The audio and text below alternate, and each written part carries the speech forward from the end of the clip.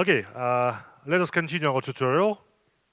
So before we proceed to stochastic differential equations, let me just show how to use trained diffusion model for generating new objects. So before the break, we briefly discussed how to train diffusion models. So these are our 4 steps. And now assume that our model is trained, so we know our parameters theta. And now let's see what happens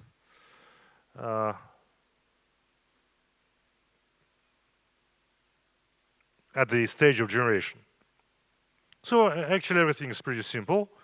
We start from xt, which we generate from our prior distribution. So this is standard normal distribution, or equivalently, this is our prior. And then we generate t minus 1 from p of xt minus 1 given xt theta.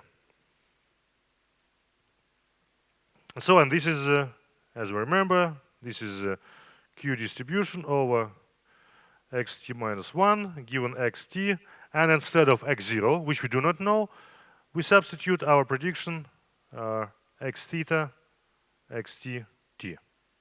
So this is it, and we know that this is our closed form normal distribution over xt minus 1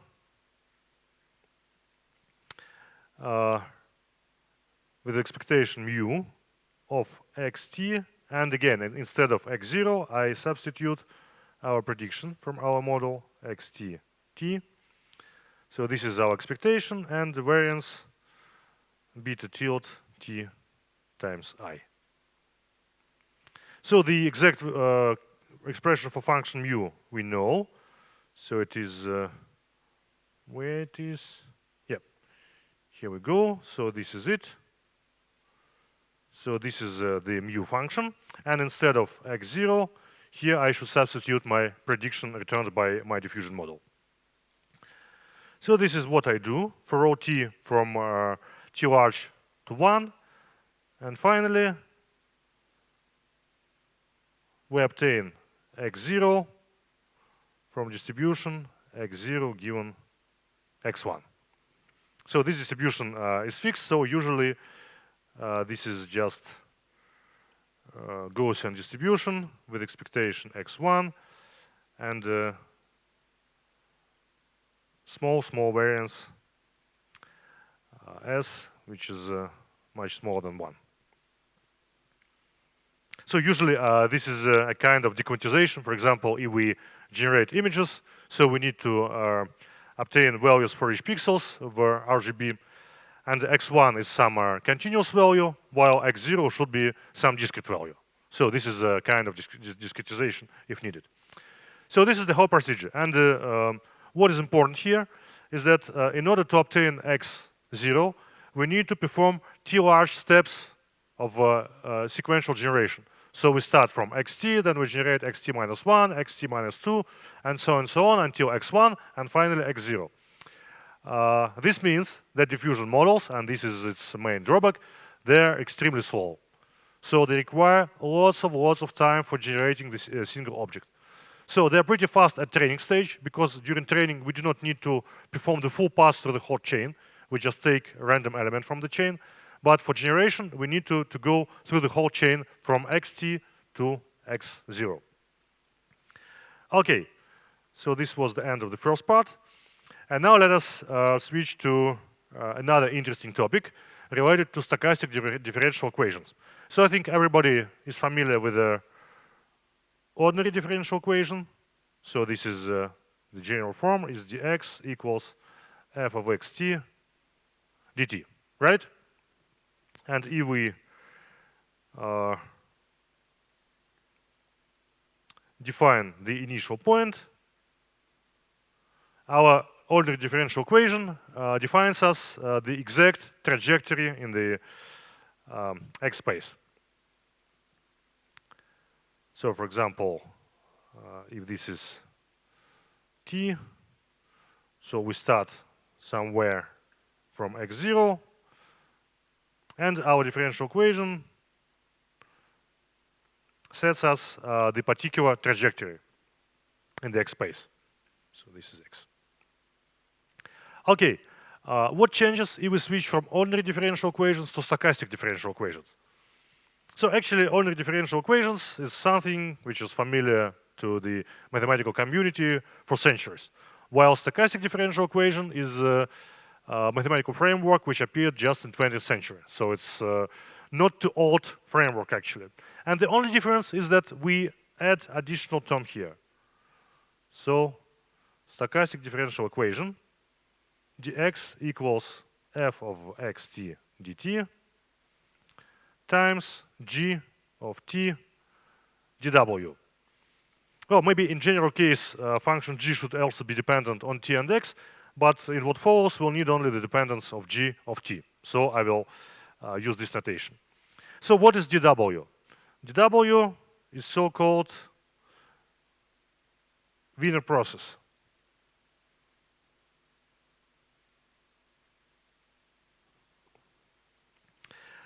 So this is a stochastic process of a kind of random walk, and we may think of it as follows: that dw informally, this is a random variable which is normally distributed around 0 with a variance equal to dt. So just let us try to understand what does it look like. So let's consider the simplest stochastic differential equation. dx equals dw and x0 equals 0. So then what will we have? So let it be x-axis, let it be t-axis. So we start at 0. And at any moment, for example here,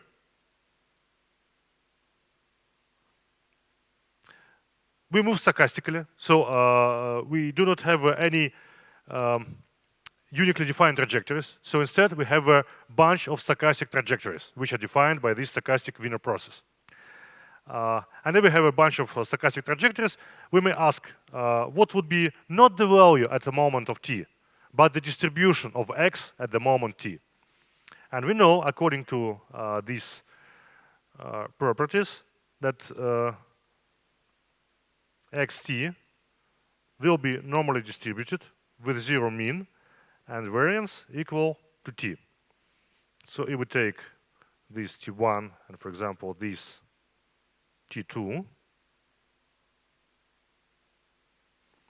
so we'll have a kind of size distribution here and a kind of a size distribution, no, not such, of course,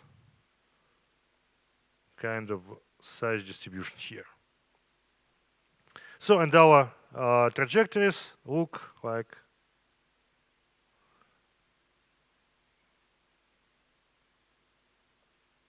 a kind of random walk behavior, which we all know. So the variance of our distribution grows linearly in time. So this means that standard deviation grows as a squared root of the time interval. So this is an informal definition of what is random process. And now in stochastic differential equation, so in this equation, we take some we use some deterministic part plus some stochastic part. So stochastic part is just random walk whose magnitude is defined by function g. So the magnitude may vary in time. And this means that if we take the sum of 2, so if we start from some point, we get trajectories that are random, but at the same time there be some general regularities because we have a deterministic part and we have a stochastic part. So this is what stochastic differential equation is. So since all trajectories are stochastic, it's completely impossible to predict what would be the exact value of x at the moment of t. But what we can do, we can predict what would be the distribution of xt at the moment t. So again, let's consider stochastic differential equation of this form. So this is ODE plus g of t dw. And now, since it's impossible to predict the exact value of x, let us change the initial conditions. So instead of saying that at the moment of 0 we have x0, the exact value, let us say that at the moment 0, x0 has a distribution p0 of x0. So this is our initialization. We start not from a particular point, but from a distribution. Why can we do this? Because anyway, at all other moments of time, we'll deal with distributions. So it's no use of using point value at the moment of t. Of course, we may use point value as well, because we may use delta function as p0. But in general case, p0 is some arbitrary distribution.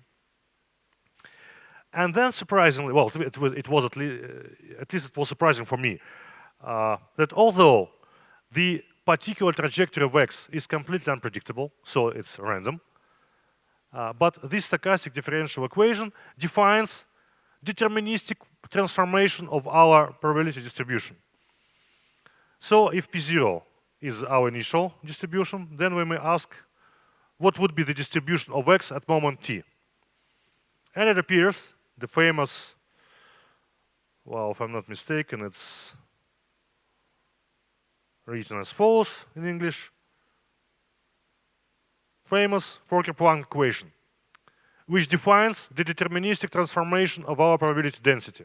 And it shows that the evolution of our density in time is defined by partial differential equation. So minus d over dx f of xt times pt of x plus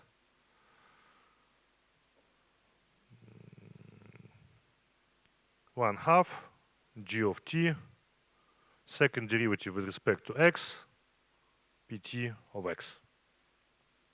So this is it. Here, for simplicity, I assume that x lives in one-dimensional space. So if x is a multi-dimensional variable, then instead of partial derivative here, there'll be divergence, but it doesn't actually matter. So for simplicity, now we need only the intuition of what stochastic differential equation is, so one-dimensional case would be enough for us. So please note here that this is deterministic differential equation. So there's no stochasticity here. So although all trajectories are stochastic, but the way how the densities change with respect to time, this way is deterministic, and it's fully defined by this Fokker-Planck equation. Actually, it may seem a bit monstrous, but frankly speaking, well, it's really easy to derive it. If I had 20 minutes more time, I would derive it here. So just informally, how we may obtain this equation. So the first part, so this one, is responsible for deterministic transformation in stochastic in SDE. And it answers the question, if we had a distribution over x, and if we now have function y, which is function of x, so y equals, say, h of x, and x has distribution p, what would be the distribution of y? So this is just change of variables equation. And if the difference between y and x is infinitely small, we'll obtain exactly the first term here. So it shows how our density transforms if we move from x to y. And the second part here shows how density changes if we had some random variable and if we added some Gaussian noise to this random variable. So random variable itself had a distribution p. Now we add some Gaussian with a small variance. So what would be the distribution of the sum? So this is simply convolution of initial density with a Gaussian. And if we take this convolution, if we take infinitely small variance of our Gaussian, we'll obtain exactly the second part. So both paths are really very interpretable, and they can be derived from very simple considerations. But now we'll take it as well for given. Okay, so this is Fokker-Planck equation, and now let us consider what interesting special cases we can derive from it. So first, yes. First example, let's consider g of t equals to 1 for simplicity. And let f of xt be 1/2 partial derivative with respect to x log pt of x. So our stochastic differential equation tx equals 1/2 partial derivative with respect to x log pt of x plus dw. And x0 is distributed as p0 of x. So let us apply Fokker-Planck equation here. So d pt over x equals minus first derivative of what? F of x here, it is now this expression. So 1/2 partial derivative of log pt of x times pt of x, the second multiplier here. Okay, plus 1/2 g of t equals to 1, so this is just the second derivative of our probability density. So now let us open brackets. So the derivative of log of pt is 1 over pt times the derivative of pt, right? So the differentiation of logarithm.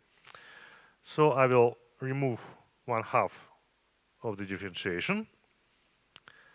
And here we have d over dx, 1 over pt over x, d over dx pt of x times pt of x.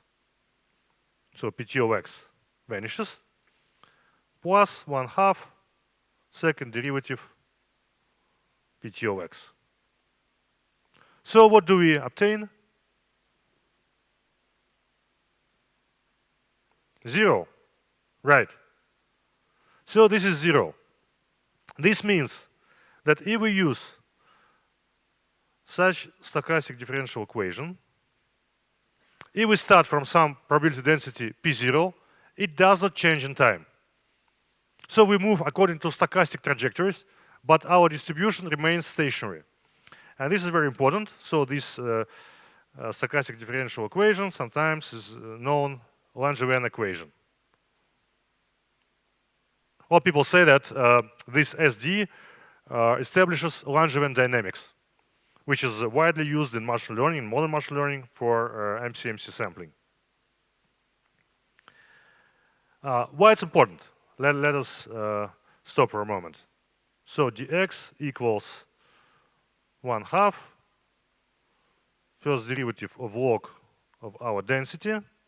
So I may now put p0 here because we already know that it doesn't change, plus dw, and x0 has distribution p0. So what's happening? This is really important. What Wiener process does, actually it destroys the information because it corresponds to constant injection of more and more Gaussian noise. So the second term destroys the information. It makes our distribution to be more and more widespread. It becomes more and more blurry. The variance increases. What does the first term do?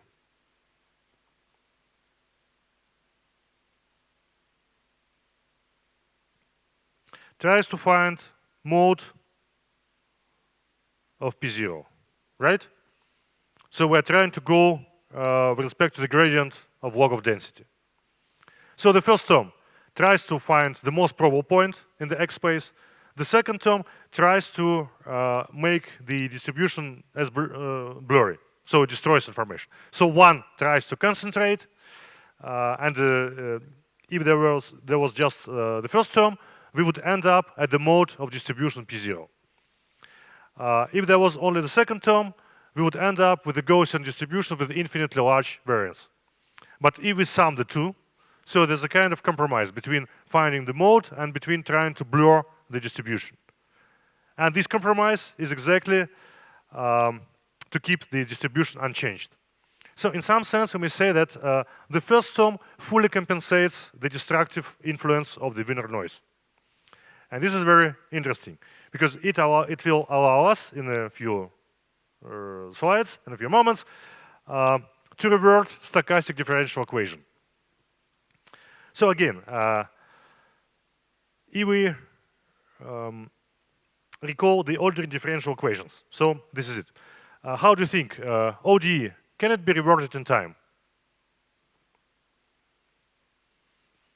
So for example, ODE states that if at the moment 0, I was at the point x0, then to the moment of t, I will be in the point xt. And now, if I change the question, and if I say, at the moment of t, I was at the point xt, what would be at the moment of 0? So I should revert my ODE in time. How do you think? Will it be different or will it be the same dynamics? Of course the same. You should know it. This is in the basic course of differential equations, which is read in all universities. So ordinary differential equations, since they define fully deterministic dynamics, they're invertible in time. But what happens in case when we switch to stochastic differential equations? So let us consider the simplest form. So this is here, dx equals to dw. So here we said, at the moment 0, I was at the point 0. So what would be the distribution at the moment xt? How do you think if I change the question and say, at the moment of t, I was at the distribution pt? What would be the distribution at the moment of time 0? So can I invert the time in a stochastic differential equation? The answer is no, because this is just like reconstruct the plate from pieces. So this is one-sided process because the entropy always increases. So if I inject noise, I increase the entropy.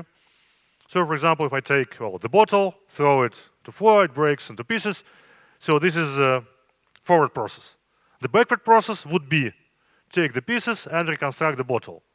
So this is impossible. It contradicts the second law of thermodynamics. This means that stochastic differential equations are not invertible in time. Because during stochastic differential equation, we always increase the noise. But Langevin equation clearly indicates that actually there is a way of how we could revert stochastic differential equation in time. At least this particular Langevin equation.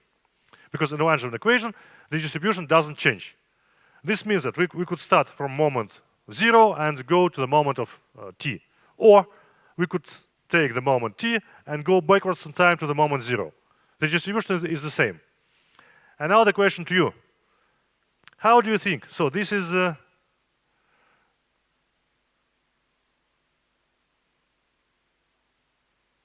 forward Langevin equation.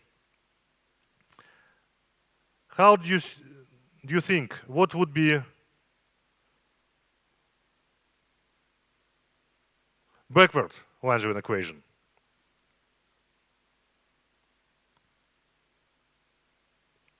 And here dt, I forgot. So again, what is the difference between forward and backward equations? In forward equation, dt is positive. in the backward equation, dt is negative because we go back in time, right? So we look at the forward Langevin equation. We see that there's a competition of two terms. One term is trying to increase the value of probability density at the point x. The second term is just injects the noise.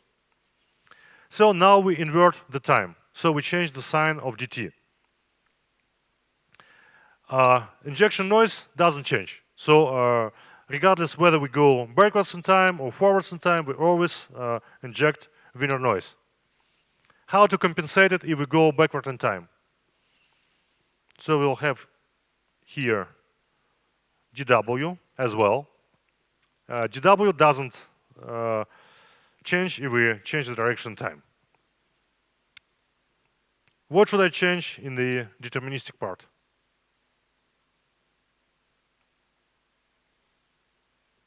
Again, I should encourage the large values of density. So I should go in the direction of the gradient of log density, but now I should take into account that dt is negative. So the answer is simple. I should only put minus here. Oops.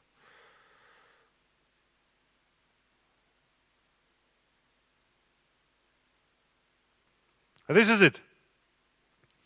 So if formally I substitute dt, I change the signs, the sign of dt, then my backward equation becomes exactly equivalent to the forward equation. So in both cases, I have a competition between the intention of increasing the density and the intention of injecting additional Gaussian noise. And since we know that both terms equalize each other, then if I go backward in time, the only thing I should do is to change the sign because dt became negative. So that's interesting, and this shows how I can potentially reconstruct the bottle from pieces. So the invert process of constant destruction of information. And this is indirect hint of why diffusion models work. Because in diffusion models, we have something pretty similar to what is going in stochastic differential equations. I have some useful signal, and I constantly destroy it. I multiply it by a constant less than 1, and I inject additional Gaussian noise. And I end up with a full Gaussian noise, standard normal distribution. So I completely destroy the information. The question, how can I reconstruct the useful information starting from Gaussian noise? And this is the answer of how this can be done, at least potentially. If I knew the gradient of this log density, then potentially I could reconstruct the information. But okay, let us consider it a few moments later. So okay, this was one example. The second example, let us consider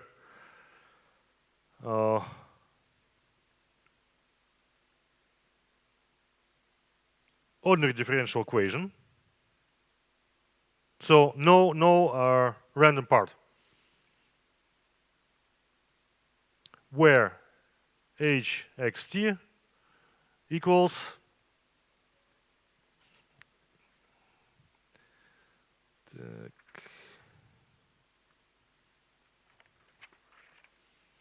in order not to confuse you,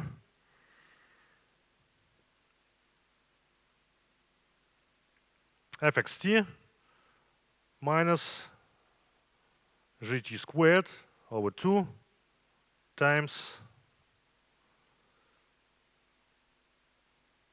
partial derivative of let it be qtx.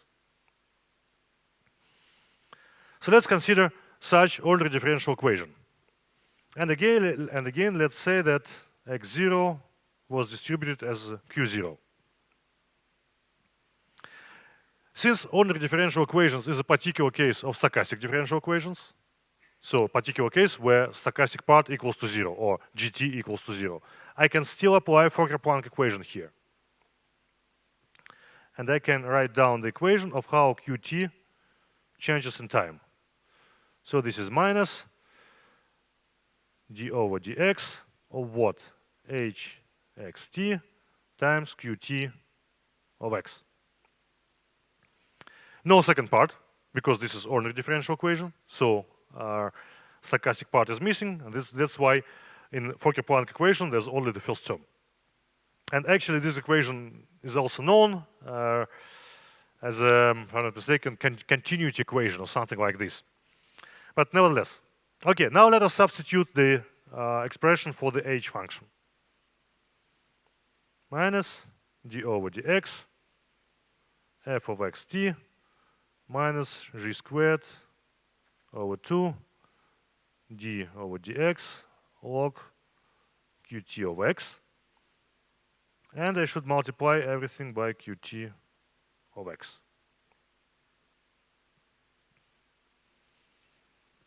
So now let us open brackets. So the first term, d over dx, f of xt times qt of x. So this is the first term. Plus, minus and minus gives plus. 1 over 2 g squared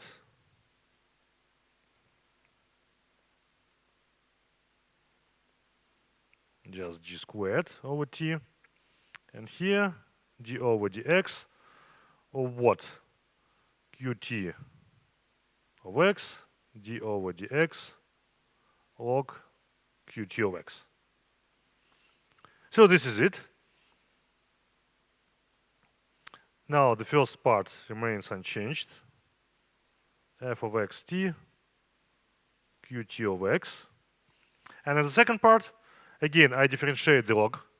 And I'll obtain 1 over qt, which will vanish with this qt. And finally, I obtain 1 over 2 gt squared, second derivative with respect to x, qt of x.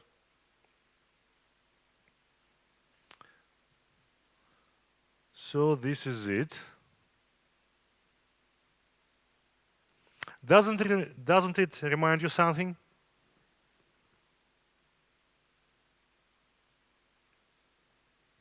So let us remember.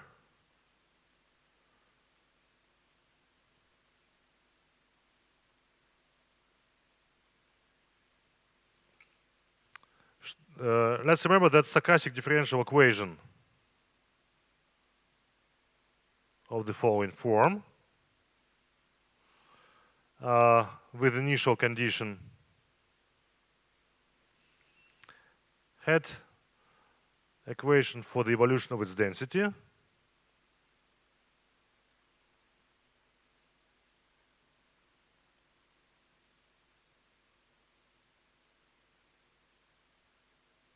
so this is just Fokker-Planck equation.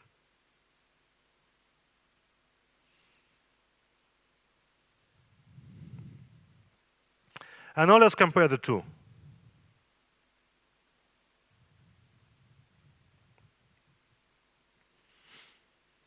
Actually, it appears that they define exactly the same dynamics.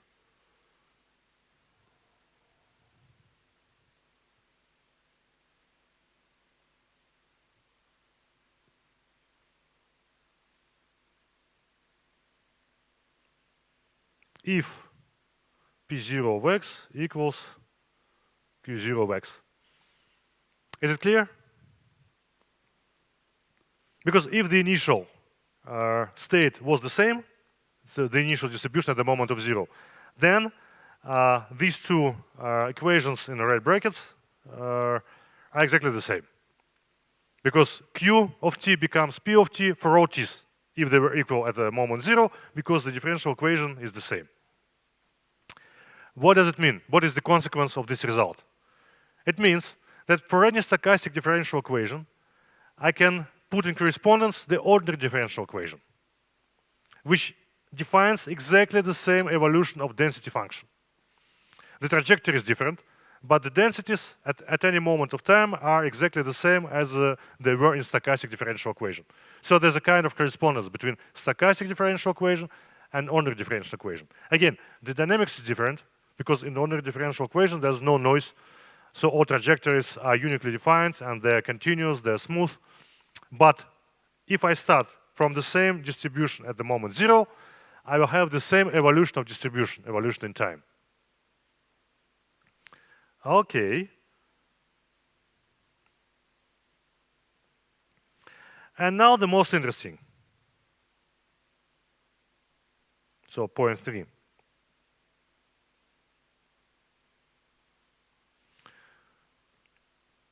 Consider ordinary differential equation dx equals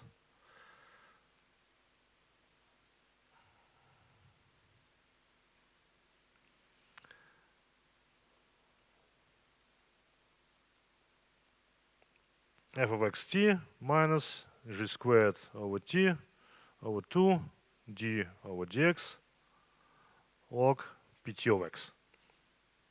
So this is exactly the ordinary differential equation which we have just considered. And x0 is distributed as p0 of x. And now let us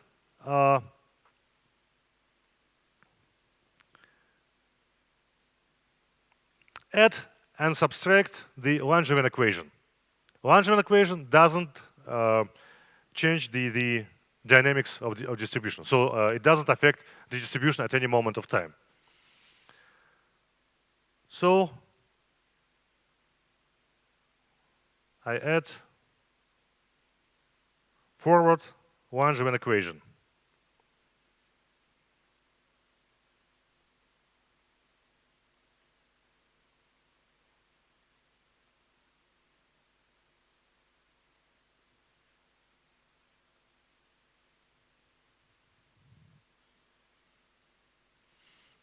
This is my initial ordinary differential equation. And now I put plus g squared over t times 2 d over dx log pt of x dt plus gt dw. And I know that this part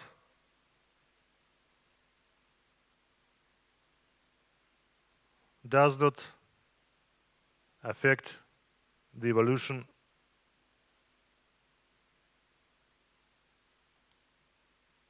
of pt of x. Because we know the Langevin equation is keeps the distribution the same as it was. Okay, but then what do I obtain?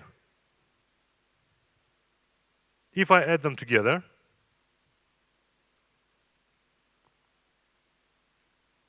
I have a so my terms which involve probability density vanish, and I obtain just f of xt dt plus g of t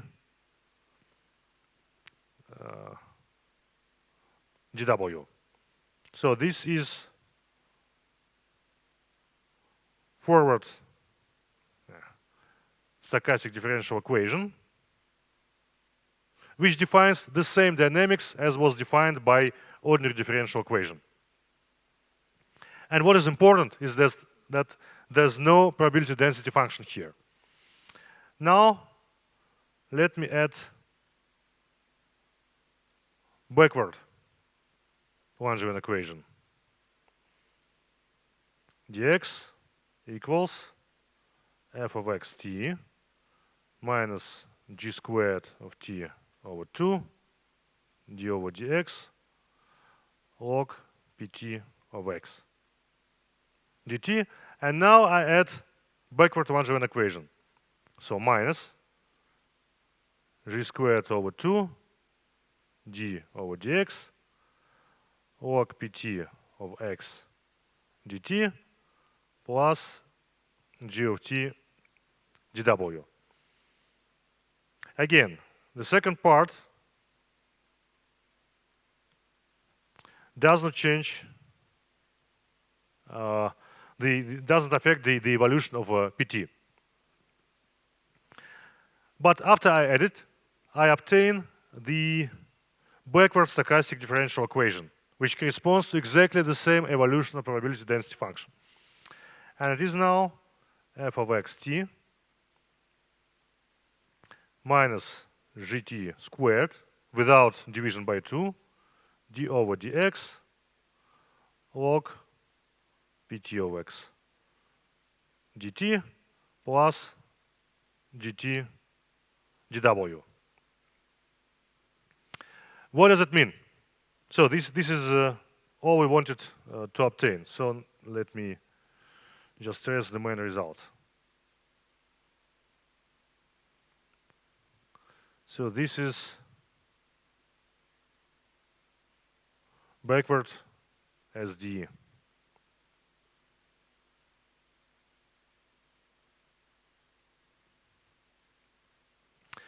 So with this result, we are now able to revert the arbitrary stochastic differential equation in time. So forward stochastic differential equation. So here is the most general form. Arbitrary f, arbitrary g, right? So if forward stochastic differential equation is given to us, it defines some evolutionary probability density, and we know how to revert, how to change the evolution time. We need to switch from forward differential equation to backward stochastic differential equation.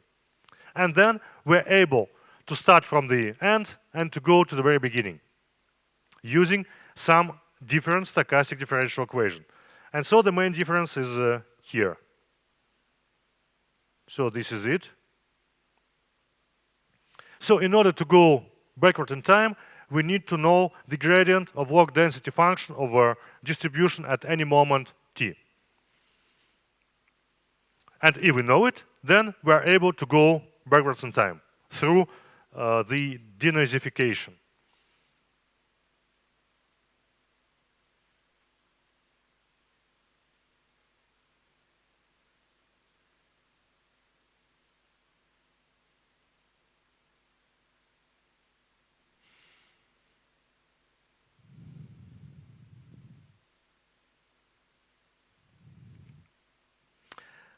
And this gradient of log density function also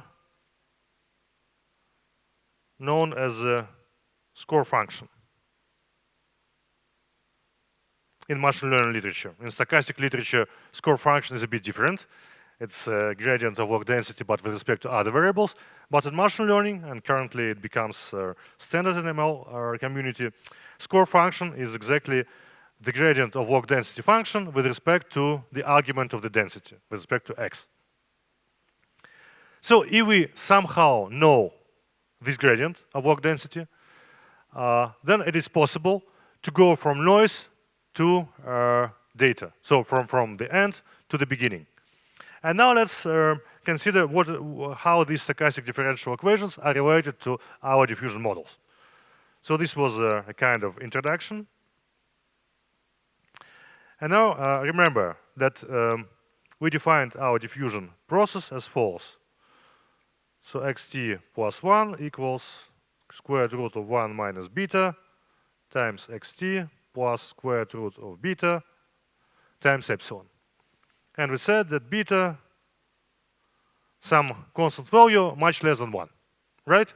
So we multiply the signal by a constant less than 1, and we add the Gaussian noise with a such variance in order to keep the variance the same. So if variance of x0 was 1, so for all xt's, the variance will be the same and will equal to 1.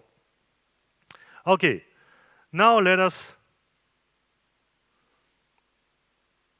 put beta equals to beta hat times dt. Beta hat is some constant,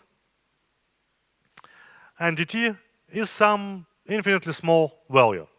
So we try to go from discretized version to continuous analog of this process.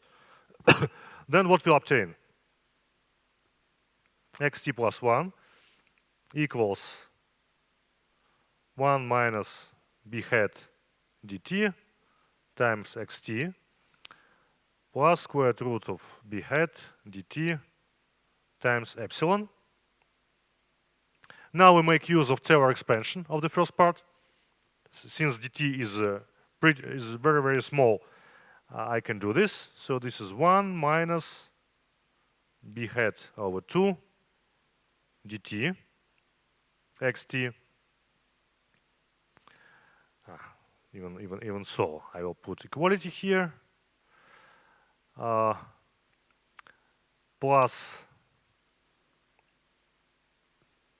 square root of bt epsilon square root of dt plus all small of dt, which is negligibly small. And now let us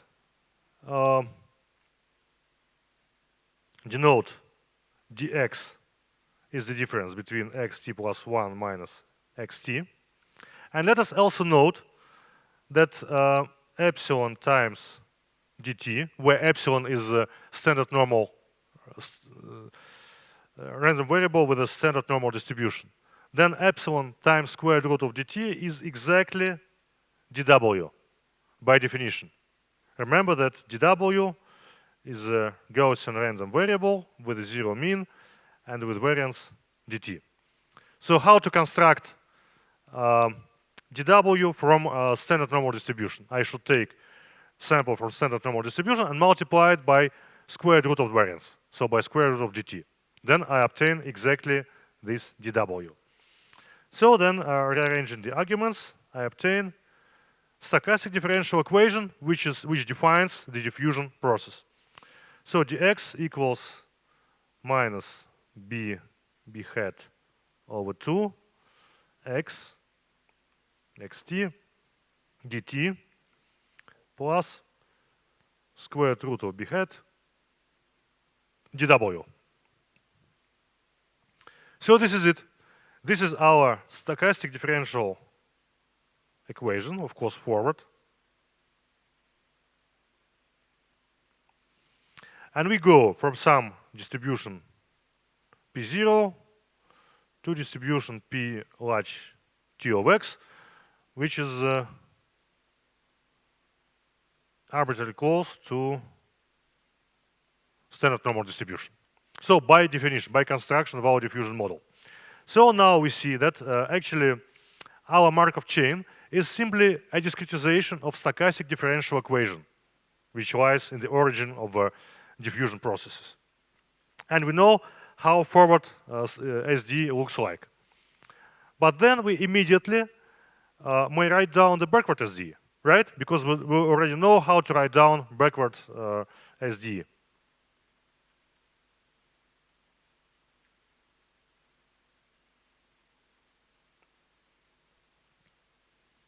So this is dx minus b hat over 2 xt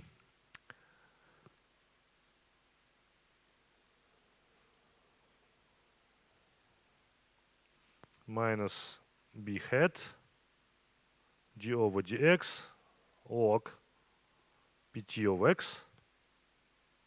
So this is multiplied by dt plus square root of b hat dw. So this is backward stochastic differential equation. And the only thing I need to know is just the score. So this is a score function. Everything else is known.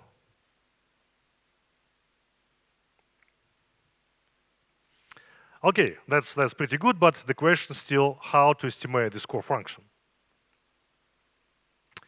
And here's a quite elegant result, which states that, well, let us try to establish function as theta, and we'll try to optimize the parameters theta in such a way that it would approximate the true score.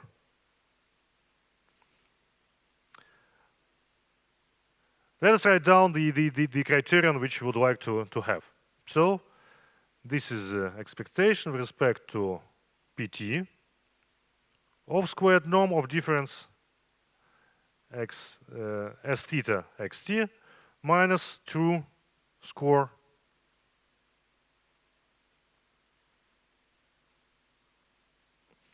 So this is the quantity we would like to minimize with respect to theta. The problem here is that we do not know the true score. So this expression is pretty useless for us. We can't use it for training as theta because we can't compute this quantity. But, well, not surprisingly, elegantly, it appears that this quantity up to some additive constant equals to the following one, which we already can optimize. P of 0 x0, second integral, q, no, let me omit index t here, q of x given x theta, squared norm of s theta xt, minus d over dx log, not of pt, but now of q of x given x0, squared dx dx0. And this quantity is much better, because this quantity we can optimize. Because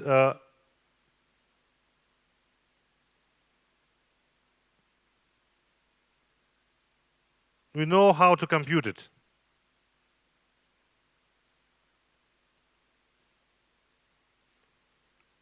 For diffusion models.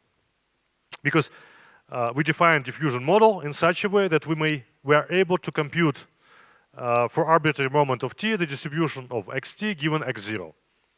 So we may generate it and we know the exact value of probability density function. Well, this is Gaussian distribution.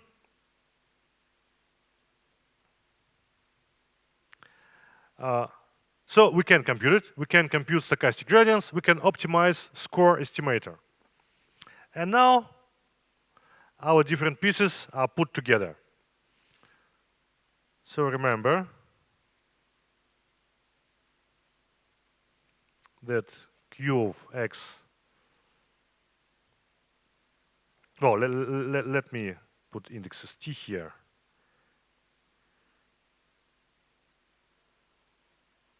xt, xt, xt. Q of xt given x0 equals xt. The mean is square root of alpha t times x0, and variance is 1 minus alpha t. So this is probability density function. By definition, we established our diffusion model in such a way.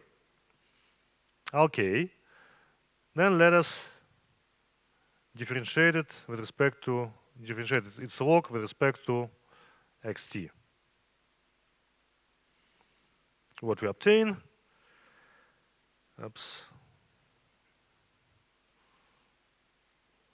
so minus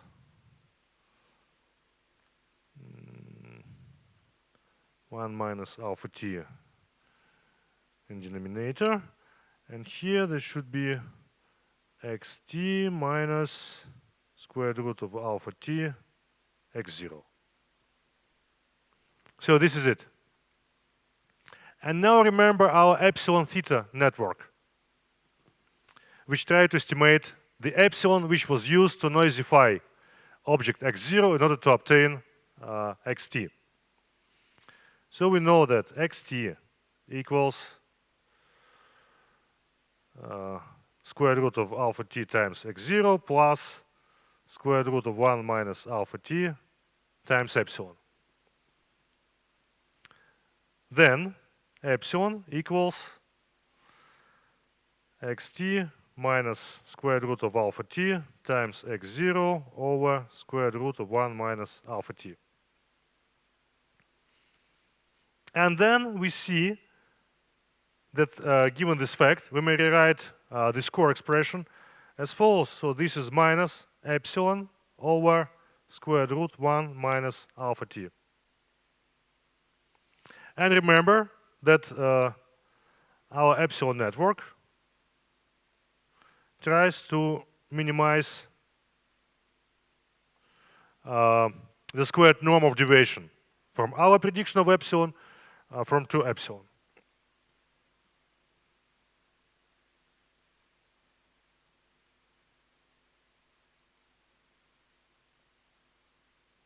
But this means that our criterions in both cases are exactly the same up to multiplicative constant. So when we try to minimize the predictions of the deviation from the 2 epsilon, this is exactly equivalent to trying to minimize our score estimator, the discrepancy of our score estimator.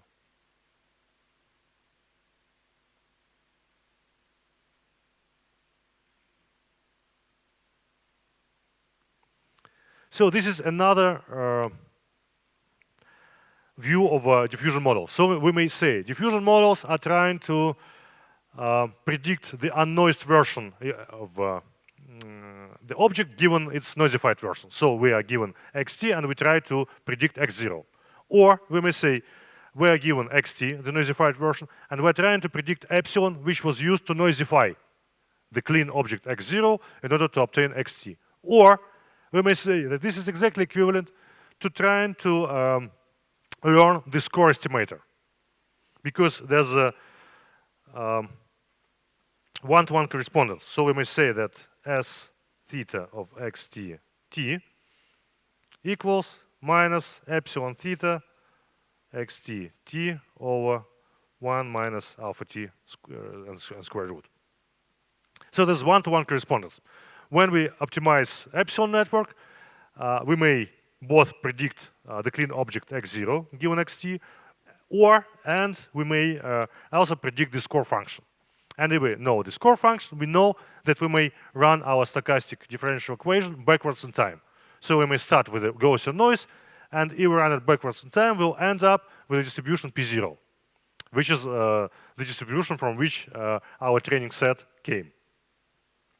So this guarantees that if we were lucky enough and if we've learned our epsilon network or our score function estimator, we really will be able to model this distribution P0, and which is our goal. And we'll model it starting from Pt, which is Gaussian distribution, and going backwards in time until we reach time of 0. So this is another point from which we can look at the diffusion models.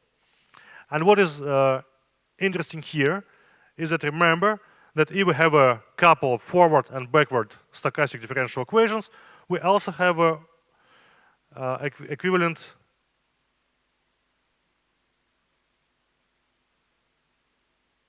ordinary differential equation, which is f of xt minus g squared over t divided by 2, and here's our score.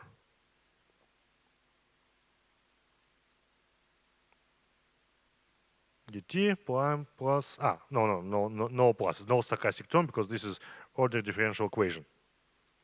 And what is good in ordinary differential equations?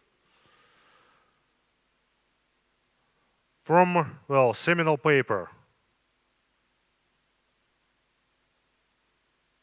which won best paper on NeurIPS 2018, I guess. Paper on Neuro ODE.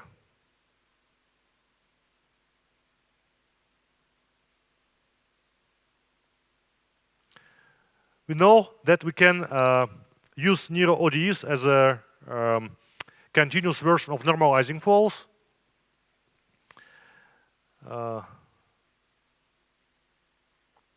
Which allows us to efficiently compute the value of density.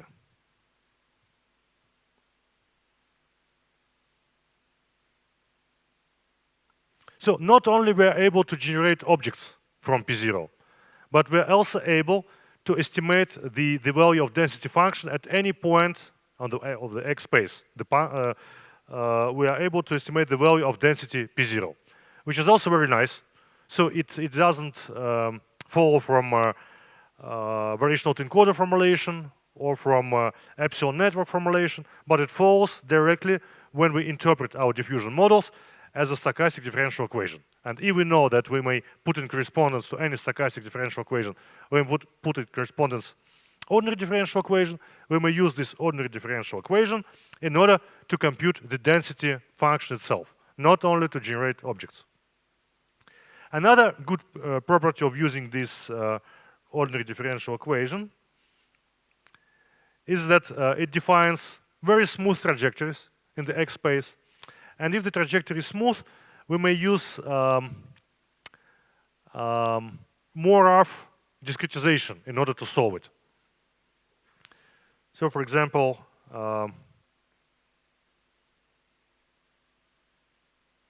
here's moment t, here's moment 0.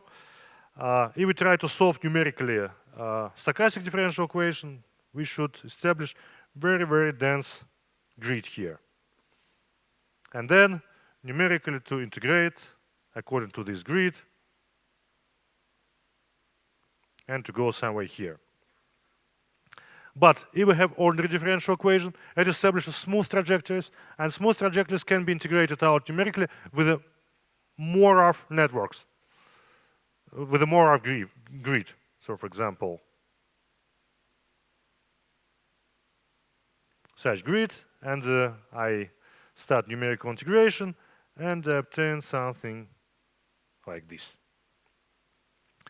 The rougher is the grid, the faster is the process of generation. So this is important in practice, and such switch to ordinary differential equation at the stage of generation is known as DDIM. Denotes diffusion implicit models. So they exactly use the ordinary differential equation instead of trying to numerically solve stochastic differential equation. So this is also nice. And again, this made possible only after we understood that diffusion model can be written in the language of stochastic differential equations. So that's it.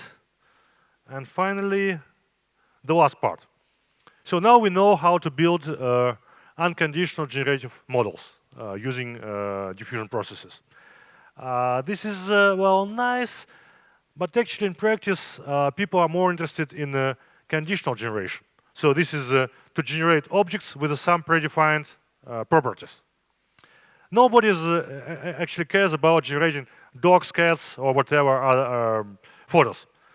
What we really are interested about is, for example, to generate image according to some text description. So we have description of the image, and we ask computer to generate the image which will correspond to this caption.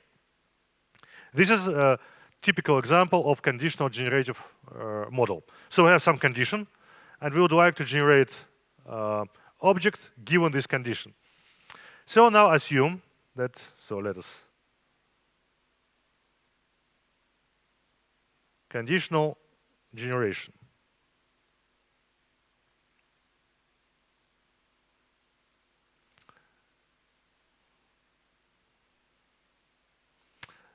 Assume that we have an unconditional generative model.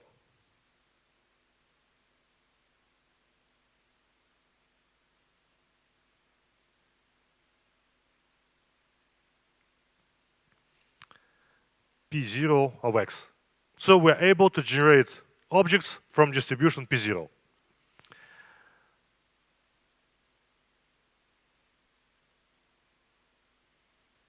And we would like to generate objects from P0 of x given y, given some condition. Of course, we could train a separate model for this separate condition. But can we do better? Maybe we could use just unconditional model and then use different conditions, arbitrary conditions. This is not the case for variational autoencoders. This is not the case for generative adversarial networks, but this is the case for diffusion models. So remember two things. First, what is P of x given y? So this is P of y given x times P0 of x divided by P of y. I think here we may skip the index as well. And if we consider the score,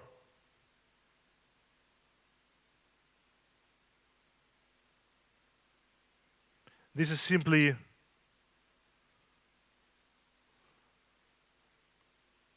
the score of this conditional distribution, P of y given x, plus the score which we already know how to compute. So this is for the time moment equal to 0.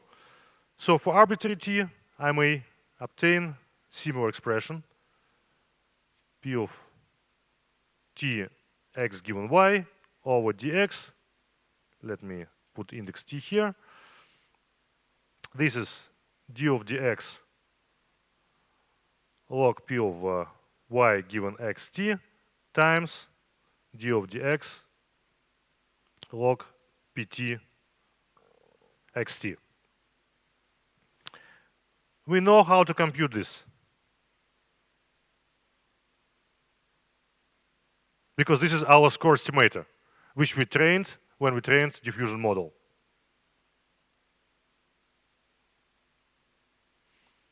And if we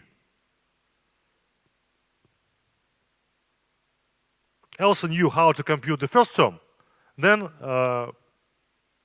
we would be able to perform conditional generation. Why so? Because,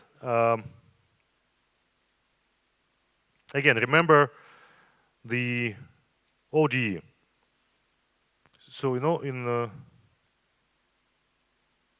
ODE that is used in diffusion models, so we have dx equals to f of xt minus gt squared over 2. And here there's d over dx of our unconditional score.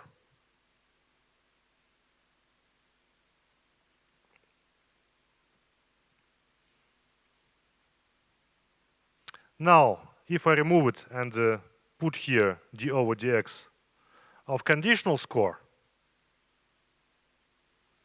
I will end up not with the distribution P0 of x, but with distribution P0 of x given y. So this is the way how conditioning can be made. I start from the same Gaussian distribution at the moment t large, and now I move along not the gradient of a log of pt, but along the gradient of a log of pt of x given y. This is just gradient of log of unconditional density plus some correction.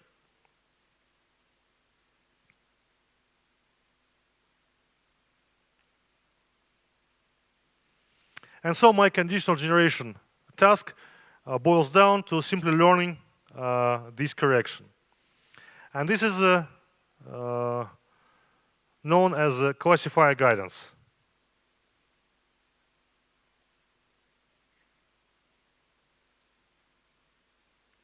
Why it's called so? Because the first conditionings were conditions of a class. For example, I have a set of different images. I learned diffusion model which is able to generate different images. And now I say, please generate me an image of a pig. In order to do this, I need some probabilistic model that is able to estimate the probability of a pig given an image. What kind of probabilistic model? This is just a classifier. This is simply a deep neural network which is able to classify images. So why our condition is now a label of an image?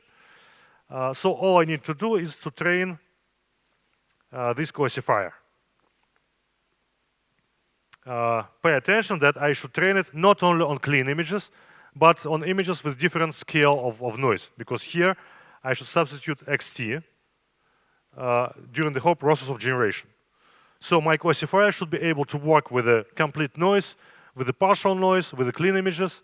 And for all these cases, it should be able to provide some more or less reliable estimates of a probability that there was a pig on an image. If this is possible, and in case of image labels, this is very, very simple, then I am able to obtain this distribution, P of y given xt, Then I substitute the desired y. So in my case, this was a pig. So I substitute the probability of a pig, and I correct my movements, and I move along not only the gradients of a unconditional score, these ones, but also in the direction of the gradients that increase the probability that xt contained pig. So this is how it works. And this is why historically this method is called classifier guidance. Because the first conditionings which were used for diffusion models were just class labels. But of course, the concept itself is much richer, and we may use absolutely arbitrary conditionings. The only requirement is that we should be able to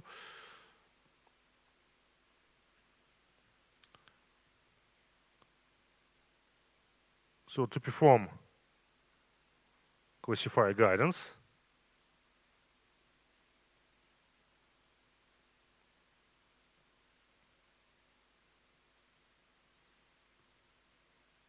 We should be able to compute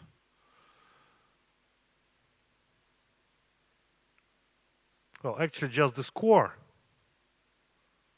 of py given xt for all t.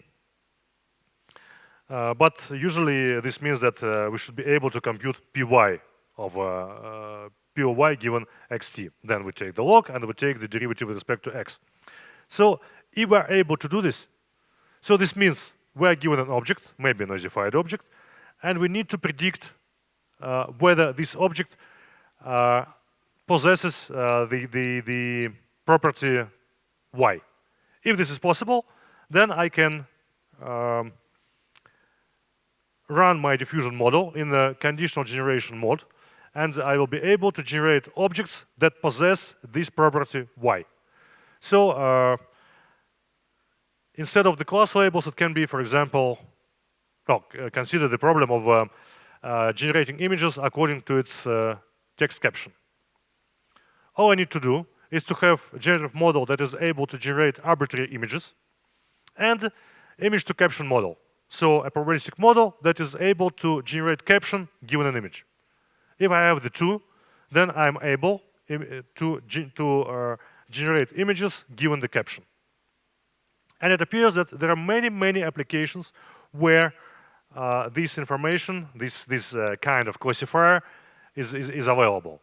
So it's much easier to say that given object possesses the property y or doesn't possess the property y. It's much easier than to say generate me object to x that possesses the property y.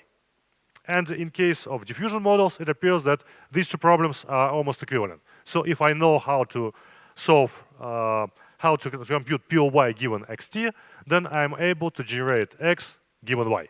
So this is very general techniques, and it really works.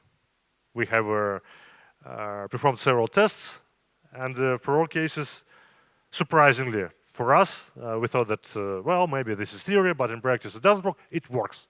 And it really allows us to generate objects that possess the necessary property. Just maybe one last illustration.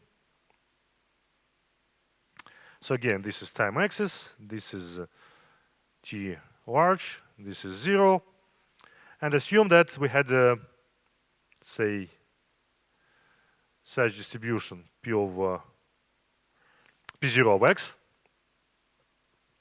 So in moment t large, we have just standard normal distribution. So this is p of t of x, or xt, x0 here. And so our trajectories, stochastic or deterministic, for example, if I use this ordinary ODE, I have deterministic trajectories. So if I use the initial ODE, my trajectories will be something like that. And now, if I use classifier guidance and assume that, for example, this is the distribution p0, x0 given y. Then my trajectories, I start from the same point. So, for example, from here. But now I move along different trajectory because I correct my red trajectory with a classifier guidance. And it appears that it will be something like this. And from all other points, also something like this. And my generative model, my diffusion model, starts generating not just objects from P0 distribution, but from the distribution P0 over X given Y. So this is how it works in practice. And probably this is the end of my talk. So just some concluding remarks. So diffusion models are extremely powerful, flexible technique that allows to generate high quality objects. And yeah, probably here I will say, and I have 3 more minutes, about generative trilemma. We have 3 nice properties that we usually require from generative models. High quality objects. So we require that our generative model should generate high quality objects or realistic objects. We also would like it to be fast.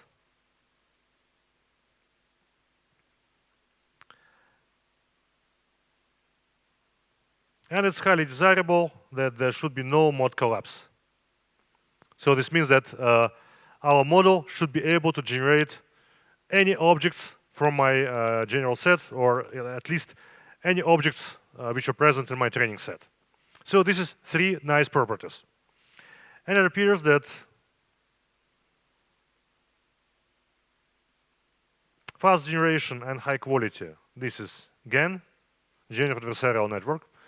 So the objects are good looking, they're realistic, the model is fast, but it crucially suffers from mod collapse.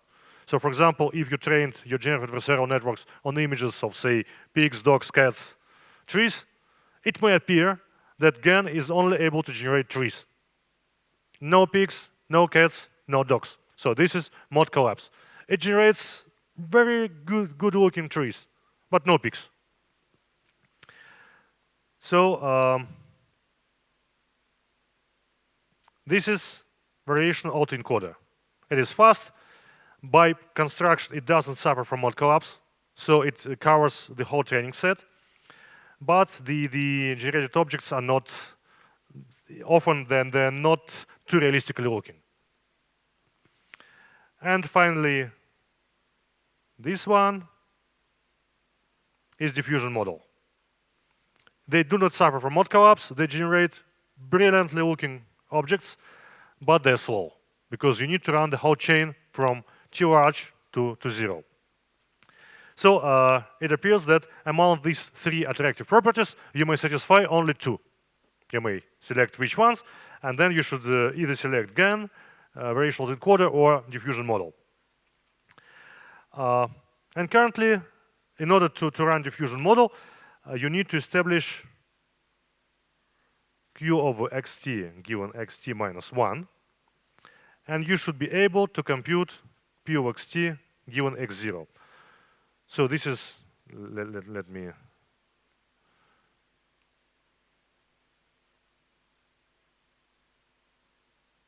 requirements for diffusion model. We should be able to compute P of xt given xt minus 1, and we should be able to compute P of xt given x0. If we're able to compute both these quantities, then it's pretty easy to switch to P of xt minus 1 given xt x0, to compute KL divergences, to obtain stochastic gradients, and so on. But these 2 requirements are really quite strict. And actually, to the best of my knowledge, now they're satisfied, and they're used for the case of Gaussian noises. So we may inject Gaussian noises because Gaussian distributions are additive. The sum of Gaussians is still Gaussian. This means that if we, at each step, we add some Gaussian noise, then we may also compute in closed form how we go from x0 to xt directly, because the sum of Gaussians is still Gaussian. And it's also used for categorical distributions as well. So for example, in text, it's problematic to use Gaussian noises because text is some essence of discrete structure. But we may use categorical distributions, and on categorical distributions, you may also inject some kinds of noise, and we also satisfy these two requirements. For the general case, for example, if we decide to inject, say, Laplacian noise, or gamma noise, or beta noise, or Dirichlet noise, or whatever, we cannot satisfy these two properties, and this is the limiting factor for application diffusion models. But fortunately, it appears that for the case when X is continuous, Gaussian noises are usually quite okay. So they can be used. So this is it. It's quite difficult to keep speaking for hours, but it's much more difficult to keep listening for hours. So thank you for your attention.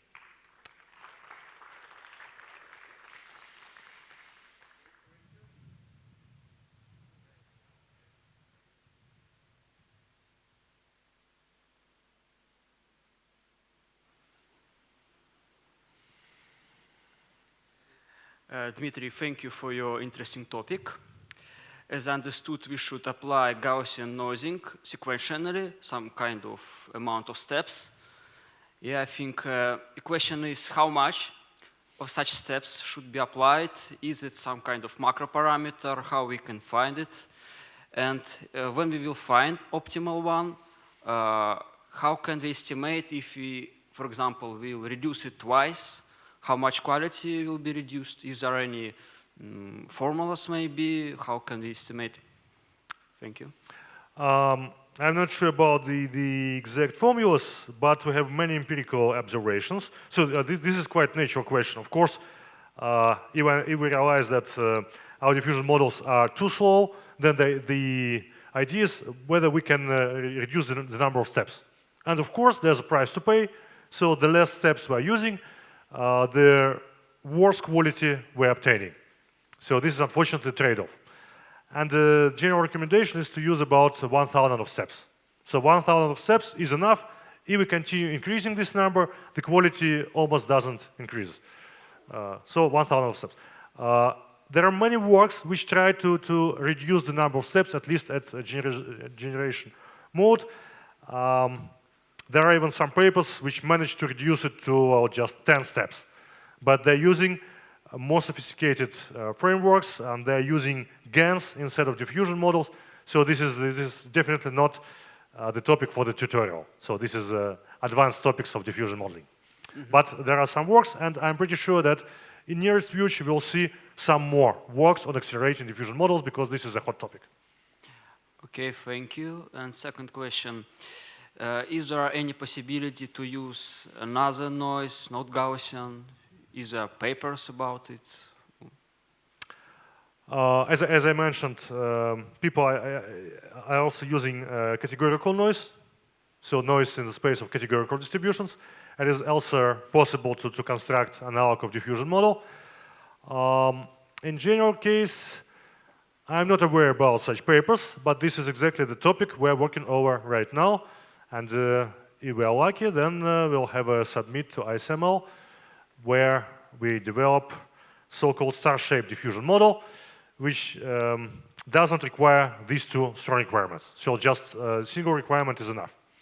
Mm-hmm. And due to this relaxation of requirements, it becomes possible to use arbitrary noisifying distributions. I see, thank you.